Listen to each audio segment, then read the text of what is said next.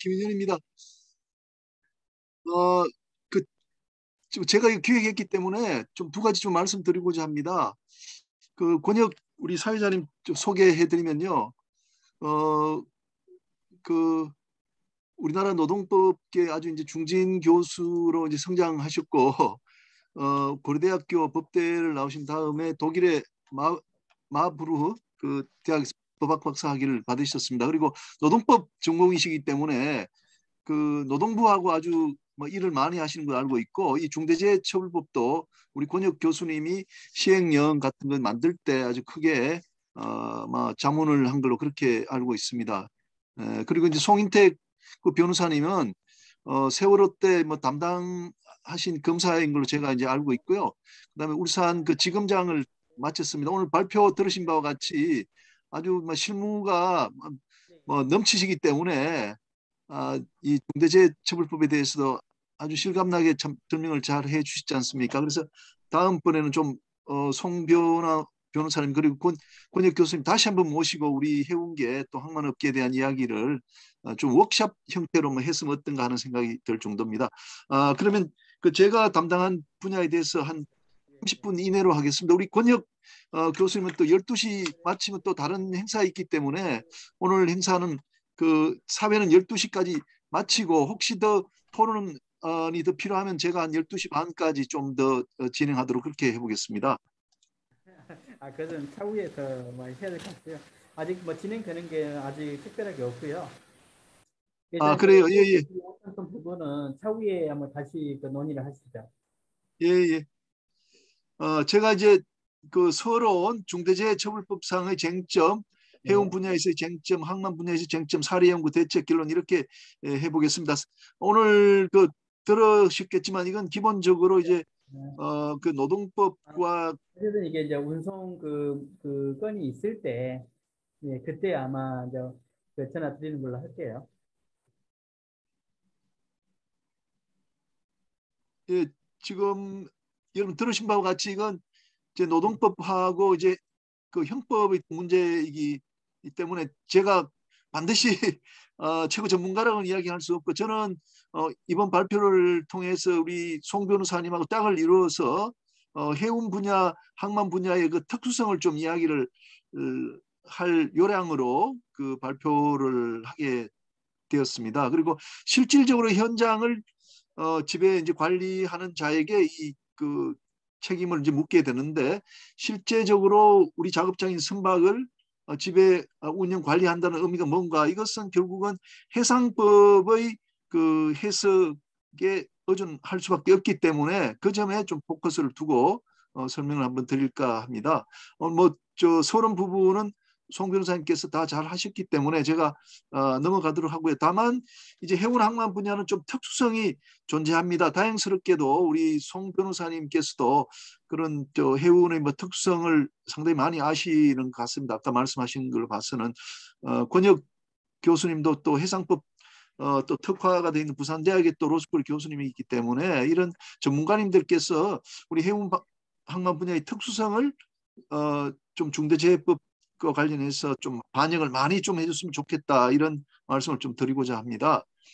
그래서 저는 오늘 어, 목표는 하여간 예방해서 우리가 처벌이 대상이 안 되도록 해야 되겠다는 것하고 해운 분야의 복잡한 선박 운항 구조에 대한 해석하고 법의 적용을 시도를 한번 해보도록 하겠습니다. 실질적으로 현장을 지배 관리한다는 자의 의미가 뭔가 그리고 이제 어떻게 대처할 것인가 그걸 좀 말씀을 드리고 특히 이제 지금까지 우리 업계에서는 이게 고의범만 처벌한다는 사실을 강조를 안 하고 이렇게 온 것 같아요. 오늘 송 변호사님도 말씀하셨지만 이거는 기본적으로 고의범만 처벌하는 것이기 때문에 그 고의가 입증이 안 되면은 검사님들이 고의를 입증을 못하면 우리가 처벌 안 되니까 우리가 그 급을 생각했던 것만큼 그렇게 처벌이 쉽게 되는 그런 법은 아니다. 저는 그렇게 생각이 되더라고요. 검토를 해보니까 그 점을 또 강조를 하고자 합니다. 그래서 우선 그 중대재해처벌법상의 쟁점을 몇 개 보면은 이제 고의범만 그 처벌하는 것입니다. 그리고 이제 과실법은 특별한 규정이 있어야 되는데 이 법에도 특별한 규정이 없다 이렇게 보고 전부 고의범만 처벌하는 것으로 이제 해석이 됩니다. 그래서 이제 구성 요건의 객관적 요소에 해당하는 사실에 대한 인식과 이제 인용이 있어야 되고 또 결과도 마찬가지입니다. 그래서 이러한 고의가 있어야 된다는 거죠.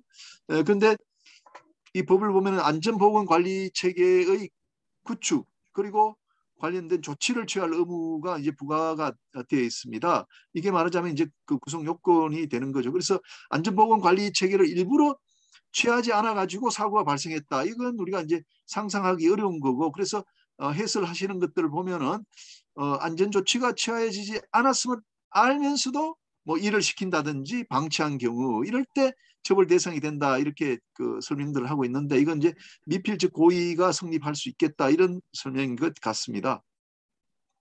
그래서 제가 한번 예를 한번 들어봤습니다.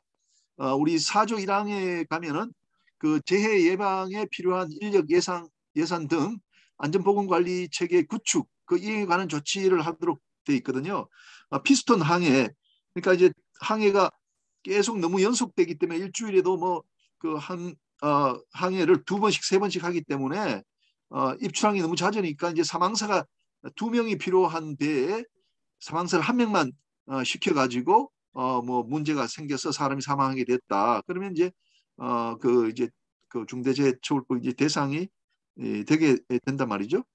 그래서 이런 그 체계 구축이 없음을 알면서 피스톤 항해를 하게 되면은 우리가 이제 사망사를 1명 더 태워야 되겠다는 그런 체계를 우리가 구축하지 않고 있단 말이죠. 그걸 알면서도 출항을 시켜가지고 그 무슨 사망에 이르게 했다든지 항해사를 또는 그게 사고에 유발됐다든지 하게 되면 이제 처벌의 대상이 될 것 같고요.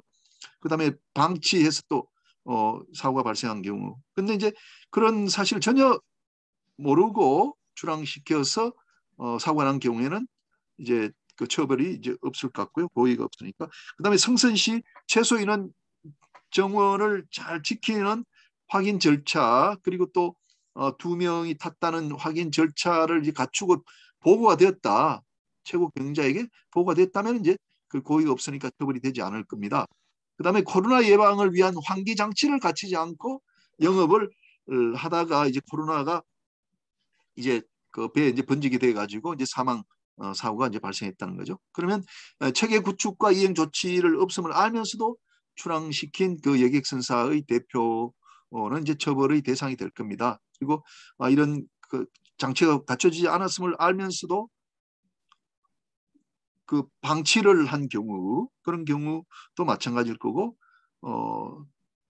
갖춘 것으로 내가 알고 모든 절차가 잘 거쳐져 가지고 보호까지 받았는데 출항을 했다가 사고가 났다 하면은 처벌의 대상이 아닐 겁니다. 자, 그다음에 우리 송 변호사님께서도 여러 차례 말씀을 하셨는데 이 법의 가장 무서운 점은 이 재발이 되면은 크게 처벌이 된다는 것 같습니다. 처음에 사고 났을 때는 괜찮은데 2번째 사고가 나면은 그 처벌이 되는 규정을 가지고 있다는 거죠. 재발생 시에 재발 방지 대책의 수립 및 그 이행에 관한 조치인 거죠. 원목 작업 중에 이제 갑판상 브로커에 올라갔다가 추락한 사고가 있습니다. 제가 이제 항해사 시절에 이런 사고가 있었습니다.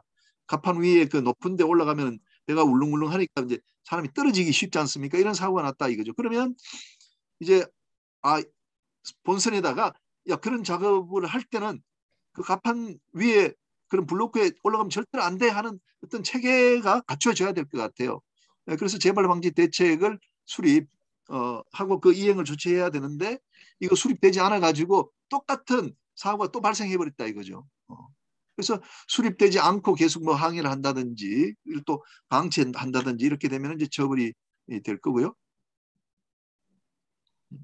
그다음에 재발 방지 대책, 뭐 확인 절차, 선원 교육 후 서명을 하고 작업 보고를 하고 이렇게 했음에도 불구하고 그 선원이 자기가 올라가고 사고가 나버렸다. 그럴 때는 이제 최고 경영자는 이제 고의가 없기 때문에 처벌을 받지 않게 된단 말이죠. 그래서 우리가 해야 될 이런 재발 방지 대책인 확인 절차, 선원 교육 후 서명, 작업 보고 이런 것들을 이제 절차를 세워 가지고 지키게 되면은 이제 우리가 그 이제 의무를 다 했고 그 자체는 결국은 최고 경영자에게 어떤 고의가 없기 때문에 처벌을 받지 않게 됩니다. 그래서 이런 대책을 세우는 것이 중요하다라고 이제 말씀을 드릴 수가 있습니다. 그다음에 이제 뭐 인과관계와 결과범 이건 이제 넘어가고요. 그다음에 제가 꼭 말씀드리고자 하는 이제 실질적으로 지배 운영 관리하는 자가 어떤 것이냐. 이게 형식적으로 지배 운영 관리하는 자는 아니고 실질적으로 운영하는 자라고 이제 하고 있기 때문에 우리 선박이 그 운항을 보면은 굉장히 이게 다양한 그 단계를 거치면서 선박이 운항이 되고 있다 이거죠. 선박 금융회사가 사실상은 이제 소유주인데 이게 이제 그 BBC HP 형태로 됐다가 이 BBC HP가 다시 단순 선체용선을 줬다가 그 선체용선자가 다시 전기용선을 주고 이런 과정을 거치고 또 거기다 선박 그 관리회사가 또 안전관리를 책임지는 그런 형태가 된단 말이죠. 그럴 때 과연 여기서 말하는 실질적으로 지배 운영 관리하는 자라는 게 이게 누구냐 하는 것이 현재 우리 업계에서 굉장히 고민거리입니다. 이거 그러면 모든 사람이 다 여기 해당하는 사람이냐 아니면 선박 소유자만 이 실질적으로 지배 운영 관리하는 자냐 따져보면 꼭 그렇지가 않기 때문에 우리가 이제 검토가 필요하게 됩니다. 일본에 이제 선주사가 있습니다. 이마바리에 있는 그 선주사를 보면요, 선주사는 이제 SPC를 해가지고 외국에 그 선박을 이제 등록한 다음에 이제 매니저한테 이 모든 선박의 관리를 맡기는 겁니다. 그러니까 실지 선주가 이마바리 선주는 매니저로 나타납니다. 도운 기세니 매니저로 그 선박에 나타난다는 거죠. 그러고 나서는 이 배를 전기용선자에게 빌려주거든요. 저는 볼 때는 그럴 때는 선박 소유자는 완전히 탈락하고 매니저가 여기서 말하는 지배 운영 관리하는 자다. 그러니까 그 SPC는 전혀 형식상 소유자일 뿐이고 매니저가 해당한다 이렇게 보는 거죠. 그러니까 우리가 그 선박 관리회사는 전혀 책임을 안 진다고 다 그렇게 알고 있는 것 같습니다. 선박관리회사는 우리나라의 경우에 선박관리회사는 여기에 해당되지 않고 오히려 선박 소유자가 다 책임진다 이렇게 돼 있지만 제가 알기는 이런 형태는 일본의 이마바리 형태와 같은 경우에는 그 매니저가 바로 그 선박 관리회사가 바로 실질적으로 선박을 지배 운영 관리하는 자다. 그렇게 봐야 될 것 같고요. 그다음에 이제 항해용선 COA 계약의 경우에 실질적으로 선박을 지배 운영 관리하는 자는 누구냐? 항해용선의 경우에는 이제 항해용선자는 사실상 이제 별것 없는 사람이지 않습니까? 그러다 보니까 이제 선박 소유자가 그 실질적으로 그 선박을 지배 운영 관리하는 자이면 틀림이 없습니다. 자기 그 선원을 태워가 자기가 이제 관리하는 거죠. 항해용선자는 그저 선박의 그 사용을 일정 기간 빌려하는 것밖에 없단 말이죠. 그런데 제가 뭐 결론을 내릴 수는 없지만 이제 장기 운송 계약이 체결돼 가지고 그 대량 화주가 그 CVA 같은 경우에 화물 관련해서는 일정 부분을 지배 관리하지 않는가 이런 생각이 들어서 조금 좀 검토를 한번 해보려고 합니다. 대량 화주의 경우에도 화물에 대해서는 일정 부분을 지배 관리하지 않는가. 그러니까 처벌의 대상이 될 수도 있겠다 하는 생각이 들어서 조금 더 검토를 해보고자 합니다. 그다음에 이제 위험 화물이 컨테이너 박스에 들어가 있다가 이제 폭발 사고가 발생하는 경우가 상당히 많이 있지 않습니까? 근데 그 박스 안에 있는 내용을 이제 그 운송인한테 오픈하지 않게 되면은 이제 큰 사고가 나가지고 이제 운송인들이 책임을 지고 큰 폭발 사고로 가버리는데 이게 그러니까 화물에 제가 지금 말씀드린 게 선박이 아니고 이제 화물에 대한 그런 지배 관리를 이제 말씀을 드리는 겁니다. 내용물에 대한 보고 이게 뭐 온도가 몇 도다 뭐 등등 그 이제 내용에 대해서 우리가 계속 또 보고를 받고 있다면은 그 화주도 여기에 좀 해당될 여지는 없겠는가 하는 생각을 잠깐 한번 해봤습니다. 그다음에 중대산업재해, 중대시민재해 제는 변호사님께서 잘 그 설명을 해주셨기 때문에 넘어가도록 하고요. 해운 분야에서 이제 쟁점을 다시 한번 보게 되면은 결국은 우리 해운 분야에서 쟁점은 이제 다양한 형태의 그 소유자가 그리고 또 운항자가 있다는 것이다. 그 등기 선박 소유자가 직접 운항하는 경우에 등기 선박 소유자 외에 실질 소유자가 운항을 하는 경우 BBCHP, 그다음에 매니저, 그다음에 단순 선체 운송자 등등이 있단 말이죠. 그래서 이제 실질 선박 소유자가 운항하는 경우는 이제 다시 제가 한번 뭐 구체적으로 그랬는데 아까 이제 말씀 드린 것의 그 이제 뭐 반복이 될 수가 있는데 첫 번째로 이제 선주사 형태는 선박 관리인이라든지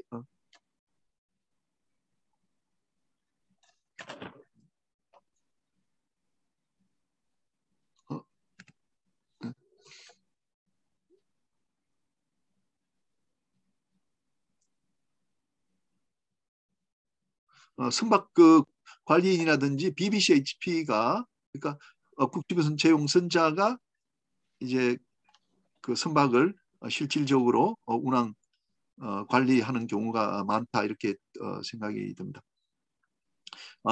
뭐 일본의 선주사는 이제 그 아까 말씀드렸고요.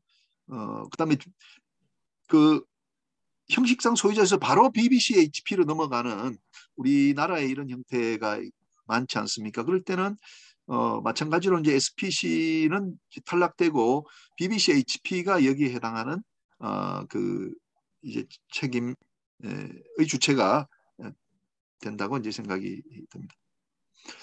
그다음에 선체 용선자가 이제 선박을 운항하는 경우입니다. 여기서는 제가 이제 그 단순 선체 용선을 생각을 했습니다. 선박에 대한 지배 그 운영 관리는 이제 뭐 아시다시피 그 선체 용선자가 하지 않습니까?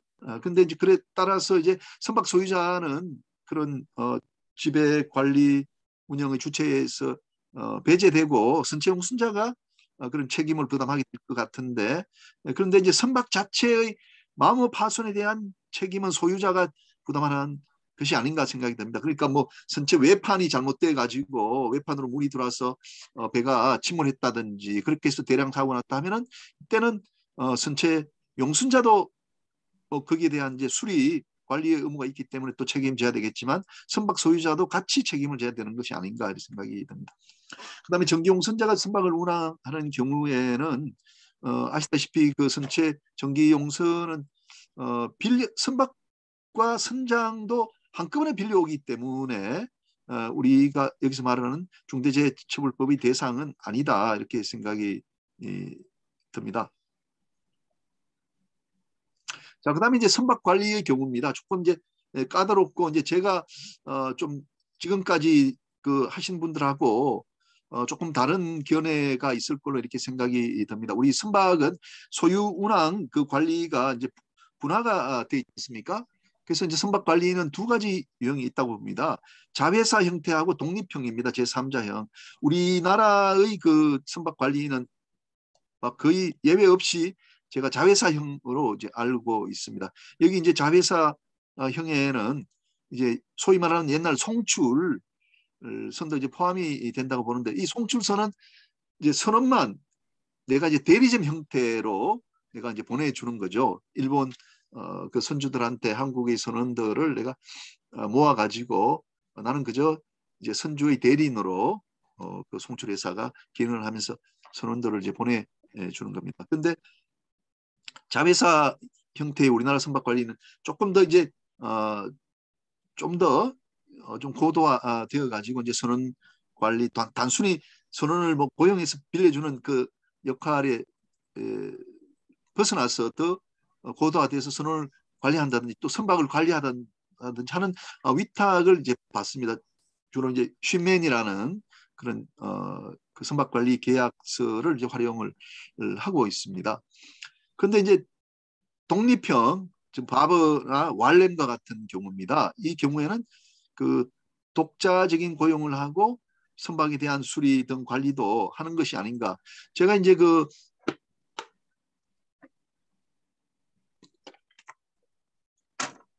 빌 헬럼슨 그 일본 담당자하고 좀 통화를 해서 한번 물어봤는데 이제 그 선원은 자기들이 독자적으로 이제 고용하는 경우도 있지만 선박에 대한 수리에 대해서는 여전히 그 본사의 그 결제를 맡아서 한다고 합니다. 그러면 그런 경우에는 그 마찬가지로 이제 그 선박 관리를 주게 되면 선박 소유자가 이제 아까 말씀드린 즉 5조에 따라서 이제 도급에 대해서도 그러니까 수급자의 작업장에 대해서도 이제 책임을 지는 그런 형태가 되는 게 아닌가 이렇게 생각이 들고요.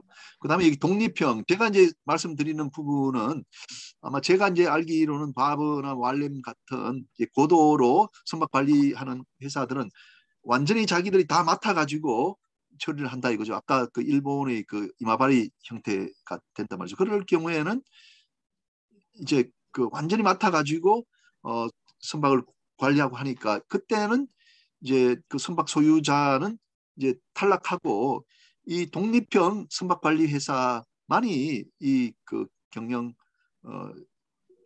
책임자로서 또 책임을 부담하는 게 아닌가. 그러니까 중대재해처벌법의 대상은 이 독립형 그 선박관리회사가 되는 게 아닌가 이렇게 생각이 들고. 근데 제가 알기로는 우리나라에는 이런 그 형태가 없다는 거죠. 그래서 장차 우리 그 선박회사들이 뭐라 그럴까요? 좀 더 책임을 좀 면하기 위해서는 이런 독립형 정말 선박관리회사가 그 있다면은 한번 한번 스터디해볼 여지가 있지 않나 이렇게 생각이 듭니다. 자, 그다음에 이제 항만 분야의 쟁점에 대해서 한번 보도록 하겠습니다. GTO 글로벌 터미널 오퍼레이터가 지금 부산 뭐 인천 등에 많이 있지 않습니까? 그래서 GTO를 중심으로 살펴보고요. 하역 회사는 지금 이제 GTO가 아니고 이제 제너럴 한 일반 그 부두에서 이제 하역을 하는 분들을 좀 상정을 한번 해봤습니다. 항만공사하고 GTO하고는 어떤 관계일까? 항만공사는 임대인일까 하는 걸 한번 생각을 해봤습니다. 이제 만약에 예를 들어서 이제 항만공사가 GTO가 그 이제 그 하부 구조와 상부 구조를 다 만들어 가지고 자기가 소유를 한다. 겐처리 크레인이 소유자로서 이것을 이제 그 항만공사가 GTO한테 빌려줬다. 그럴 경우하고 GTO가 이제 상부 구조인 뭐 장비 설치, 인력 운영을 다 하는 구조하고 두 가지 나눠 볼 수 있을 것 같습니다. 근데 그 항만공사가 부두와 겐처리 크레인의 소유자로서 자기들이 기능하면서 이것을 이제 GTO에게 임대차 해주는 경우 이거는 지금 우리나라 부산에는 없는 걸로 알고 있고 제가 알기로는 2023년에 이런 형태가 하나 나오는 것으로 이제 알고 있습니다. 이럴 경우에는 이제 뭐 항만공사가 이제 그 아까 말씀드린 제5조 그러니까 5조 뭐 도급을 줬다든지 하는 거기와 연결시켜서 이제 항만공사 자체가 또 그 책임의 주체가 되고 또 GTO도 책임의 주체가 되는 그런 형태가 될 것 같습니다. 그렇지 않고 현재 우리나라의 그런 대부분의 이제 그 항만공사와 GTO와의 관계는 GTO가 상부 구조인 뭐 장비를 설치하고 인력을 운영하고 하는 것이기 때문에 또 하부 구조와 또 같이 하는 경우도 있고 그렇기 때문에 항만공사는 언제 탈락하고 책임의 주체는 탈락하고 GTO가 책임을 지는 것으로 판단이 됩니다. 자, 그다음에 이제 항운노조원의 2분의 1 정도는 지금 이제 상용화되어 가지고 이제 GTO 소속이지 않습니까? 그래서 이게 이제 그 GTO가 돌보아야 하는 자기들이 이제 직원이 되는 거죠. 그리고 나머지 노조원 중에 라싱 작업을 할 때는 이제 선박회사가 이제 이런 그 항운 노조원들하고 고용 계약을 체결하게 되는데 이때는 선박 소유자가 오히려 그 중대재해처벌법상 책임의 주체가 된다 이렇게 생각이 듭니다. 그다음에 이제 운송 계약 항해 용선과 관련해 가지고 이제 화주와 선박 소유자가 이제 FIO 계약이라는 이제 계약을 체결하게 됩니다. 그 아시다시피 이제 운송을 계약을 체결하게 되면은 운송인이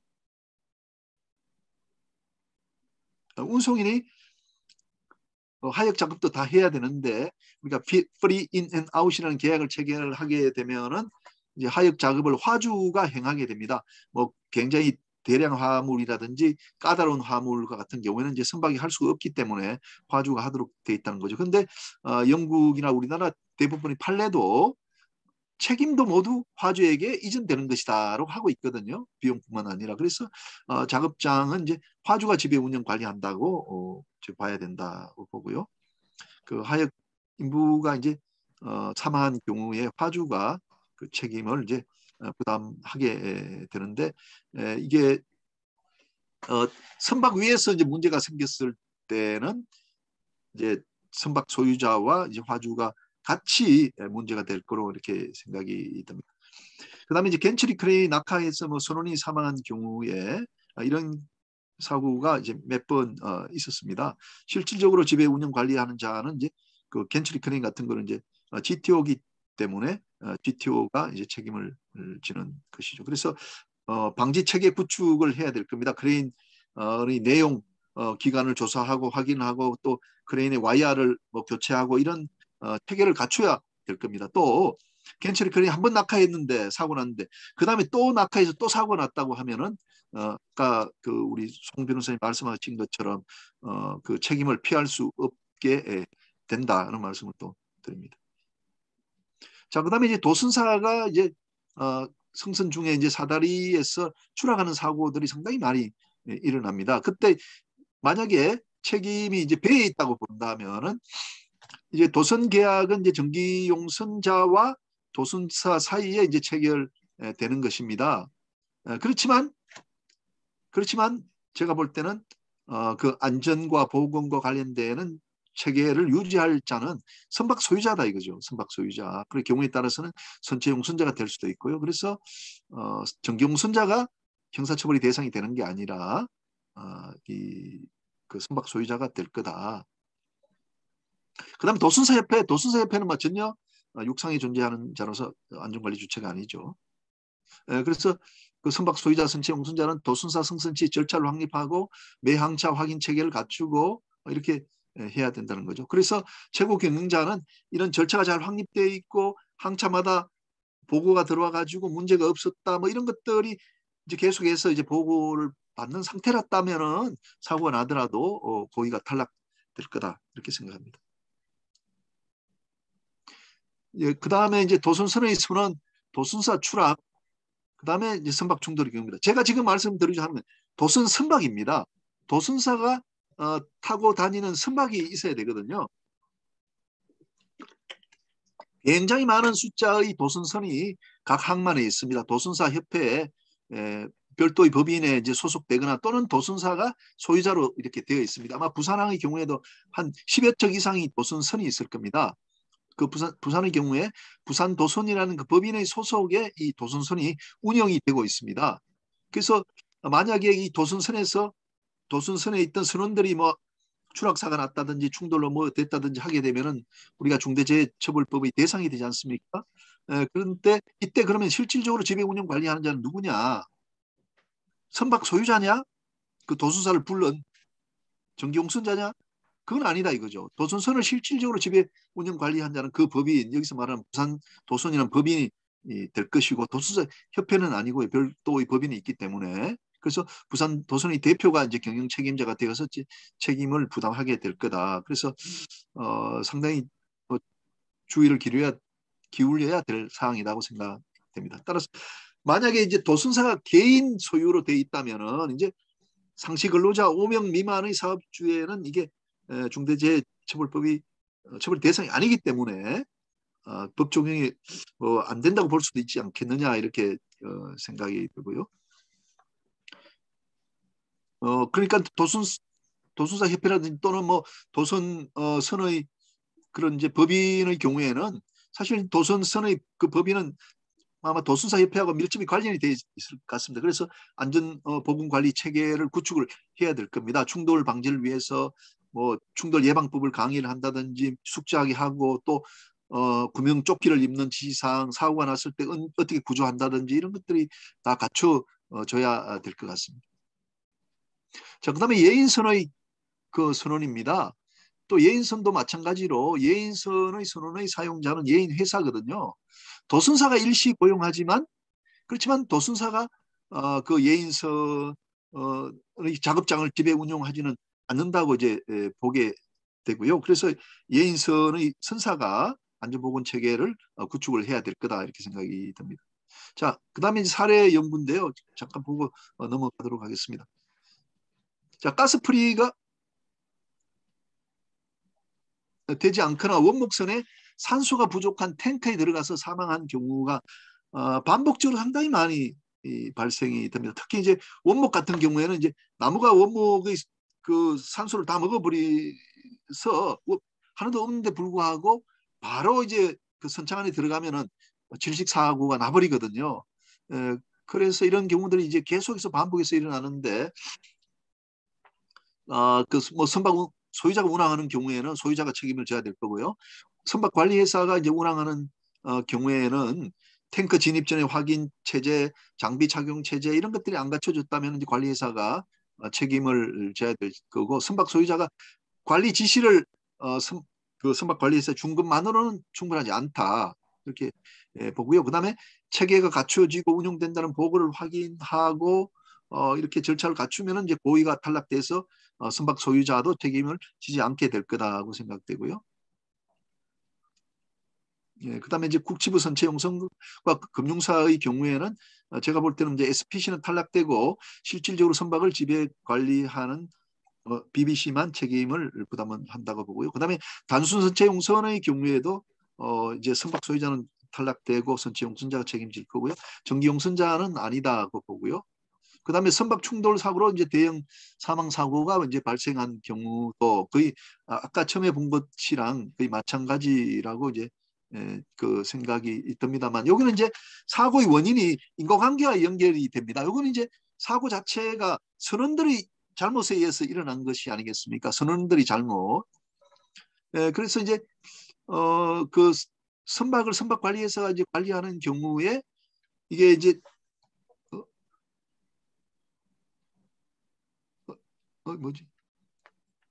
아이고 잠깐만요. 누가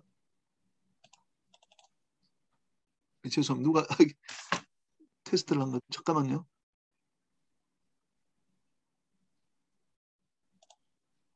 네. 자, 그래서 여기는 이제 선원들의 과실을 인해서 사고가 발생했다고 본다면은요. 이제 선박 관리회사가 이제 지배 관리하기 때문에 이 경우에는 그 선박 소유자도 좀 뭐랄까 탈락될 여지가 많지 않느냐. 이건 선박 관리회사가 선원에 대해서는 이제 완전하게 그 이제 위임을 받아가지고 관리를 했다면은 그런 생각이 들고요. 그 다음에 이제 국채부 선체 용선의 경우에는 이제 그 이건 이제 선원만 이제 문제가 되기 때문에 선박 소유자는 이제 전혀 문제가 없을 수 있겠다. 단순 선체 용선도 마찬가지입니다. 뭐 선체가 문제가 생긴 것이 아니고 선원의 문제이기 때문에 그 이제 선박 소유자는 탈락되고 선원과 관련되는 선원을 관리하는 선체 용선자가 이제 책임을 부담할 내용이다라고 이제 봅니다.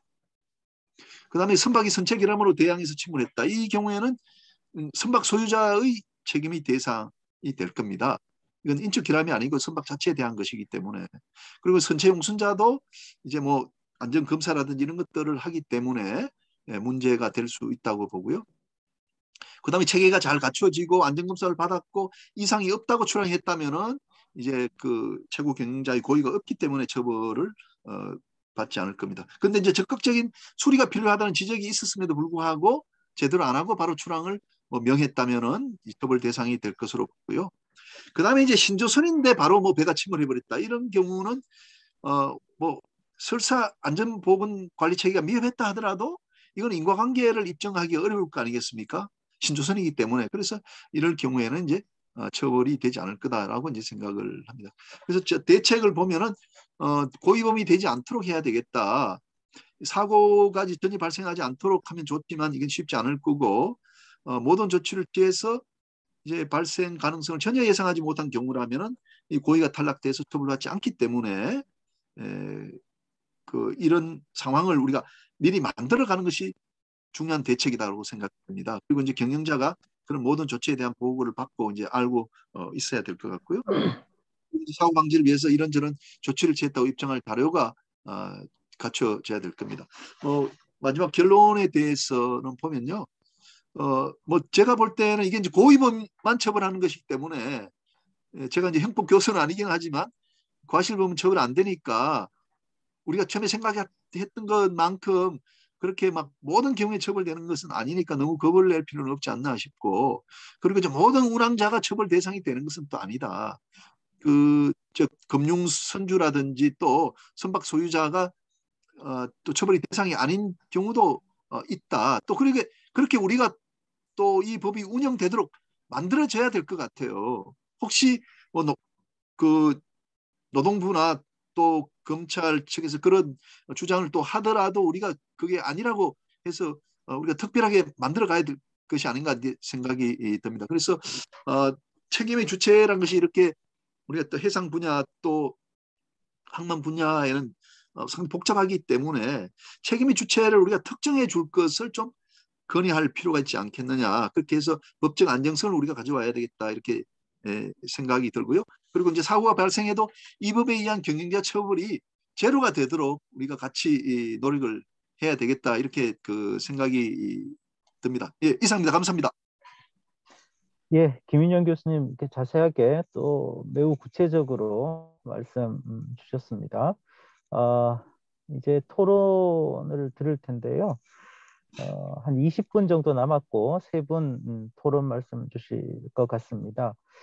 이게 제가 12시쯤 이제 나가야 되는 상황이라 여러 이제 발제 두 분 발제 말씀 이렇게 들으면서 여러 가지 생각을 하게 되는데요. 특히나 이제 항운 해운 분야가 또 매우 고유한 특성이 있구나. 새삼 이제 저희가 사실은 시행령을 만들 때 염두에 뒀던 사업장이 제조업장 그리고 이제 건설 산업 뭐 요 정도의 이제 모형을 염두에 두고 이렇게 했는데요. 또 이런 해운만의 또 고유한 특성이 있구나. 또 이때 뭘 어떤 준비를 해야 되는가 하는 고민을 많이 하고 계시는구나 하고 깨달았고 하여튼 예, 저도 참 드릴 말씀이 많은 것 같은데 예, 권혁 하여튼 뭐 교수님, 시간 관계상 시간 교수님, 관계상 권혁 교수님, 네네네 제가 좀 이렇게 제안하겠습니다. 사실 이제 처음에 이거 기획할 때 12시 30분까지 이게 돼 있었던 그 세미나입니다. 그리고 네네네네 그 뒤에 1시 반에 우리가 이제 제2부 행사가 시작되니까요. 뭐 사회자께서 저한테 이제 권한을 위임해 주시면은 그 권혁 네네 우리 교수님께서 뭐 사회자 겸 토론자로 오늘 아이고 조금 말씀을 기회가 아주 귀한 기회이기 때문에 교수님이 좀 하시고 싶으신 예 또 이 법안을 또 뭐 좀 입안에 많이 개입되고 또 자문하신 분 네네네 입장에서 좀 말씀해 주시고 사실 토론은 교수님 12시 떠나시면 제가 좀 진행해도 되니까 그렇게 좀 예, 부탁드리겠습니다. 예, 자장께서 허락해 주셔가지고 제가 한 3분 정도만 제 소견, 이제 오늘 발제 들으면서 소견 말씀 좀 올리겠습니다.